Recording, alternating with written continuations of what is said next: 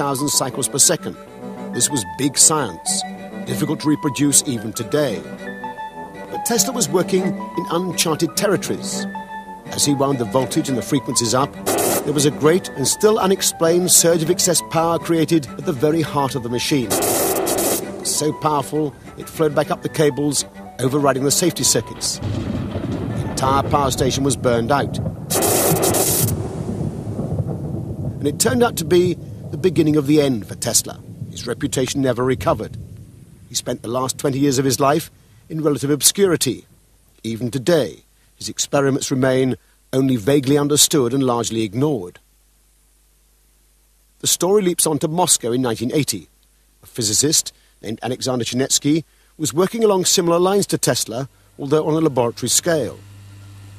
In addition to his measurements, he had a crude system of light bulbs to indicate power output. Under certain conditions, with high voltages and high pulse rates, he stumbled upon a startling effect. He writes of a surge of power at the heart of the apparatus and a sharp increase in power output. Over a period of 4 years, his research indicated that this apparatus could generate 5 times the power it consumed. Few of the scientific establishment in Russia or elsewhere took his claims seriously, but one top physicist from the West, interested in fringe science, did go to see Chernetsky in 1991. We went to see his device. It was a very sort of dramatic demonstration. I was impressed. I went home at the first night in Moscow and didn't sleep very much trying to figure out how this thing could be working, whether it was a trick,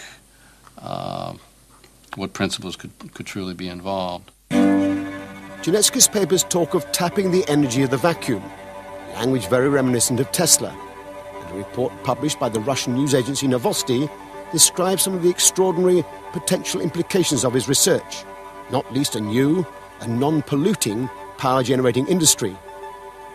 Stimulated by what he'd seen, Puthoff finalized arrangements for Chernetsky to continue his work in the US. The Russian died suddenly in 1992, and no one has taken up his research. The work of Tesla, Chernetsky, Jim Griggs and others has been largely ignored by the scientific establishment, almost certainly because it poses too big a threat to reputations and research grants to dabble with such revolutionary stuff.